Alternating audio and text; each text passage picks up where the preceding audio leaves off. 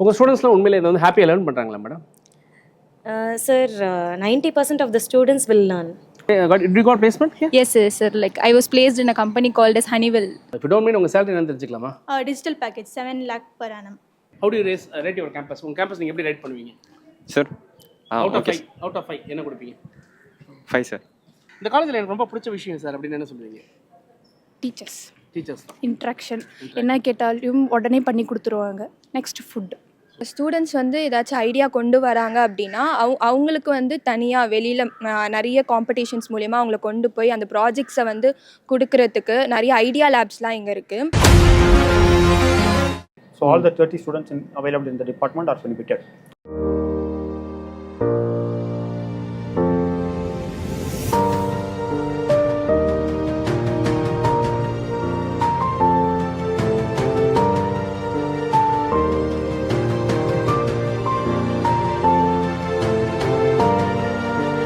So நம்ம இப்போ RMK engineering காலேஜுக்குள்ள சென்டர் ஆஃப் எக்ஸலன்சஸ் என்னெல்லாம் இருக்குது அப்படின்னு பார்க்க வந்தோம். அந்த விதத்தில் ஒரு இன்ட்ரெஸ்டிங்கான சென்டர் ஆஃப் எக்ஸலன்ஸ் இங்கே பார்த்தேன்.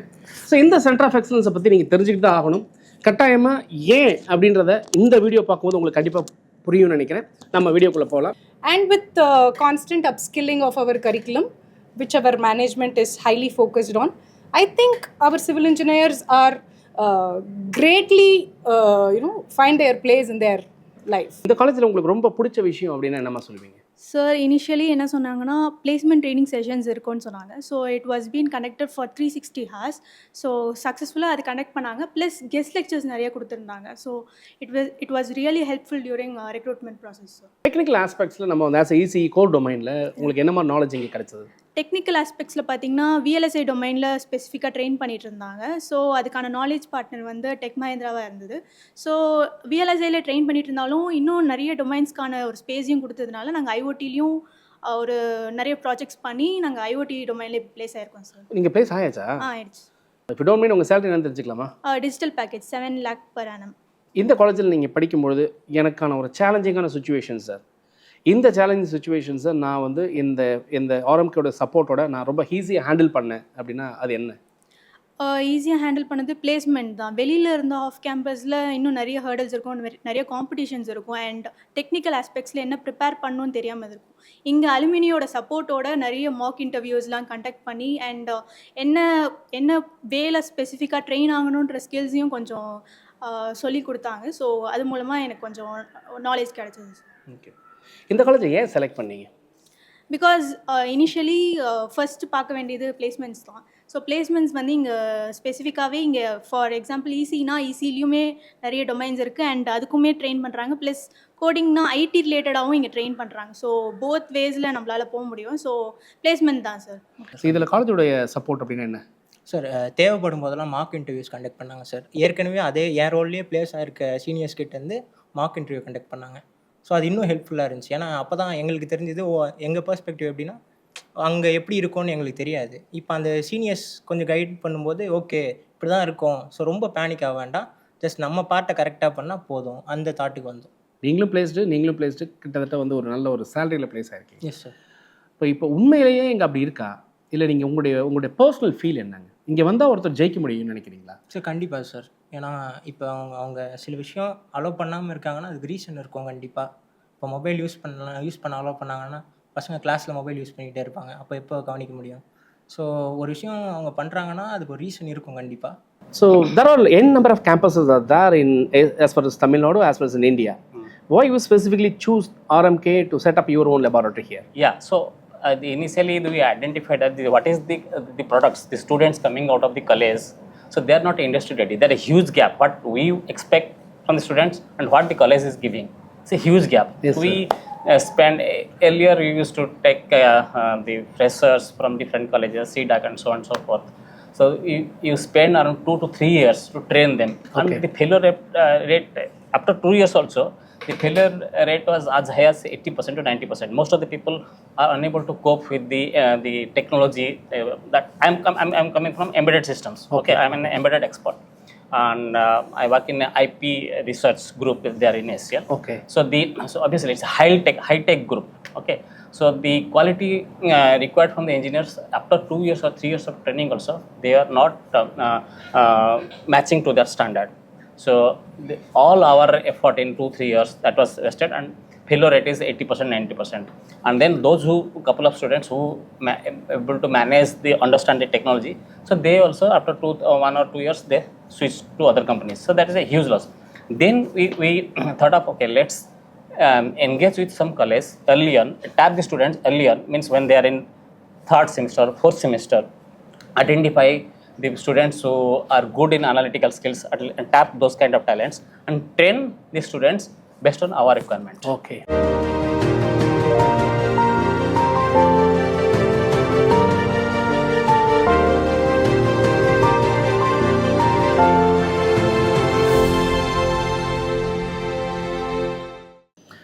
ஸோ நம்ம ஆர்எம்கே இன்ஜினியரிங் காலேஜில் சென்டர் ஆஃப் எக்ஸலன்ஸ்லாம் எப்படி இருக்குன்னு பார்த்துட்டு இருக்கோம். அந்த வகையில் வந்து நீங்கள் இப்போ பார்த்துட்டு இருக்கிறது ப்ராடக்ட் லைஃப் சைக்கிள் மேனேஜ்மெண்ட் அப்படிங்கிற ஒரு centre of excellence in collaboration with TCS.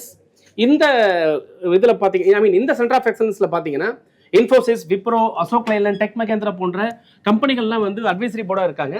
So இந்த லேப் ரொம்ப சூப்பராக இருக்குது. லேப்பில் வந்திருக்கோம். ஸ்பெக்கெல்லாம் பார்க்கும்போது எல்லா லேப்புமே வந்து பார்த்திங்கன்னா கிட்டத்தட்ட வந்து அந்த ஃபண்டிங் அப்படிங்கிற பார்க்கும்போது நிறைய இன்வெஸ்ட்மெண்ட் பண்ணியிருக்காங்க. ஸோ அதனால தான் இங்கே டிஃப்ரெண்ட்டாக வந்து ஒரு விஷயத்தை நம்மளால் பார்க்க முடியாது. ஒவ்வொரு லெபார்ட்டரியிலையுமே பார்த்தீங்கன்னா இன்றைக்கி கரண்ட்டாக ட்ரெண்டிங்காக ஒரு இண்டஸ்ட்ரிக்கு என்ன வேணுமோ அந்த விஷயத்தை வந்து அப்படியே இவங்க வந்து சிலபஸில் மேட்ச் பண்ணியிருக்காங்க. 40% சிலபஸஸ் வந்து இது மாதிரி தான் இருக்குன்னு சொல்லி ஒவ்வொரு சென்டர் ஆஃப் எக்ஸலன்ஸ் சொல்கிறாங்க.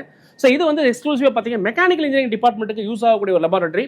ஸோ இதனுடைய இங்கே ட்ரெயினர், எக்ஸ்பர்ட், அந்த ஸ்டாஃபை வந்து நம்ம பார்ப்போம், பேசலாம். இந்த லேபில் ஆக்சுவலாக என்ன நடக்குது, ஸ்டூடெண்ட்ஸ் இதில் எப்படி பெனிஃபிட் ஆகுறாங்க, இங்கே என்ன ட்ரைனிங் நடக்குதுங்க sir? Yes. So in the facility is called Product Life Cycle Management Laboratory.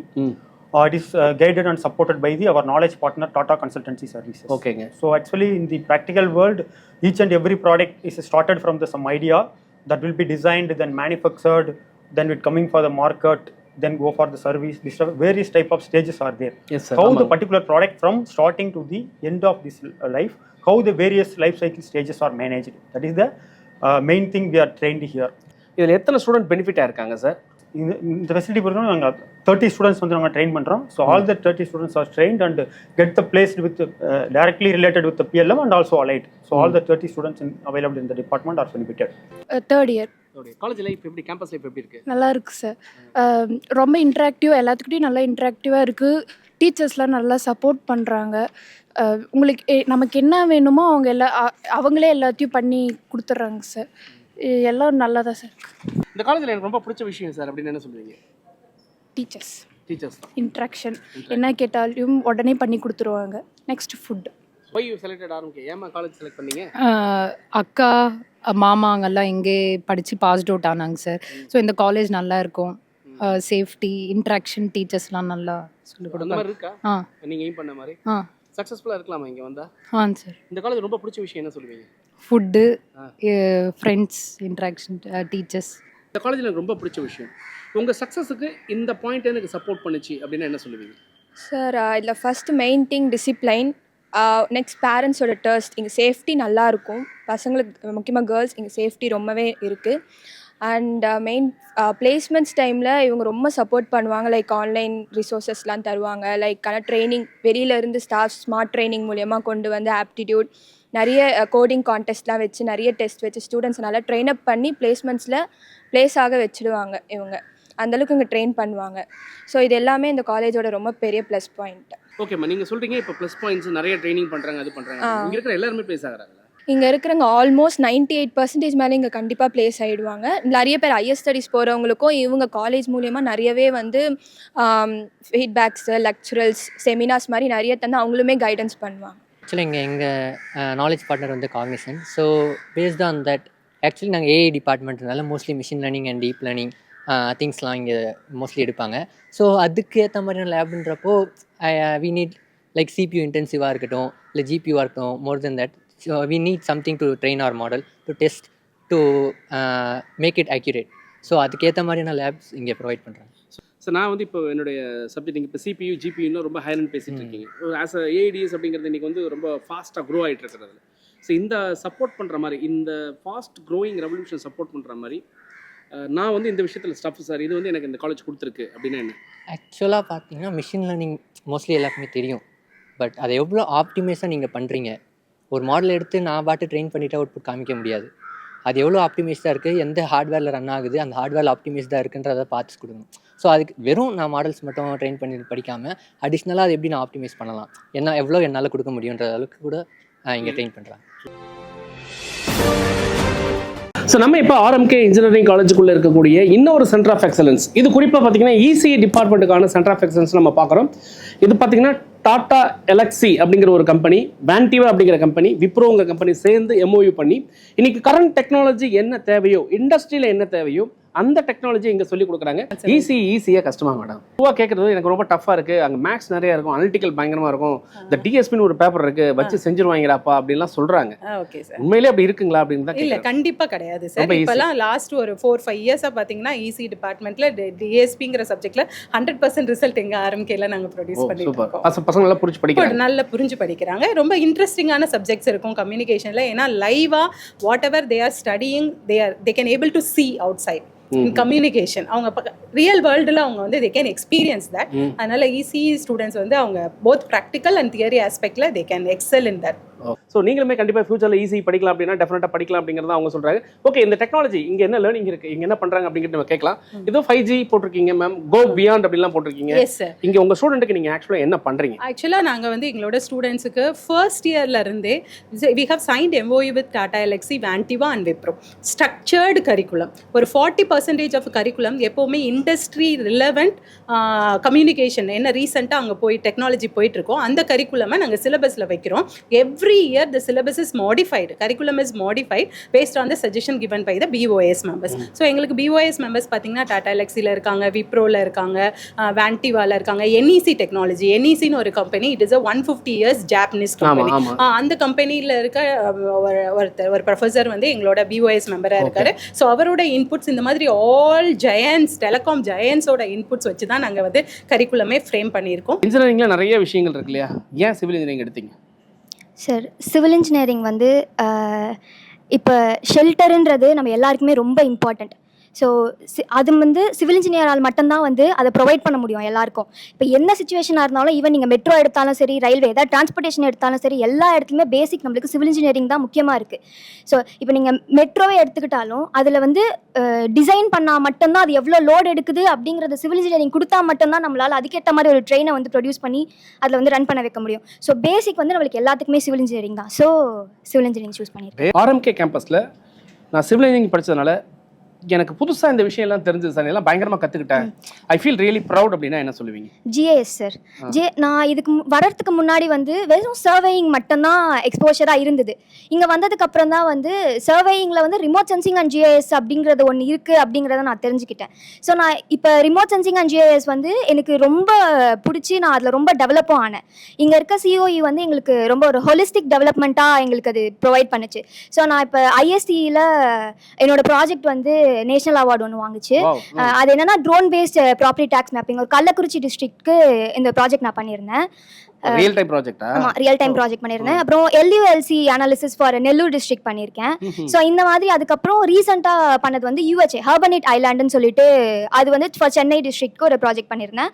ஃபைனலாக பண்ணது வந்து கோல் ஃபார்ம் ஸ்டீல், அது வந்து ஸ்டீல் ரிலேட்டடாக பண்ணலாம் அப்படின்னு சொல்லிட்டு ஃபைனலாக அது ஒரு ப்ராஜெக்ட் பண்ணேன். ஸோ இதுக்கு முன்னாடி பண்ண எல்லாமே வந்து இங்கே வந்ததுனால தான் என்னால் அது பண்ணி எனக்கு வந்து என்னோட கெரியரை வந்து என்னால் க்ரோ பண்ணிக்க முடிஞ்சுது. இங்கே வந்ததுனால தான் எனக்கு அது கிடைச்சிது. Why do you select civil engineering? Sir అది మన గవర్నమెంట్కి సర్వీస్కైనా వాడుకోవచ్చు. It's like not a software but you can use it as government service exams. It's very vast subject. So you should know about transportation, geo technology. You can learn anything about in civil engineering. Okay, what all you can learn? Can you list out something? Yeah, in transportation engineering we can learn about roads, construction projects, infrastructure development, and recently we are learning about BIM, GIS and drone surveying. So these applications will be used mostly in smart cities, developing cities.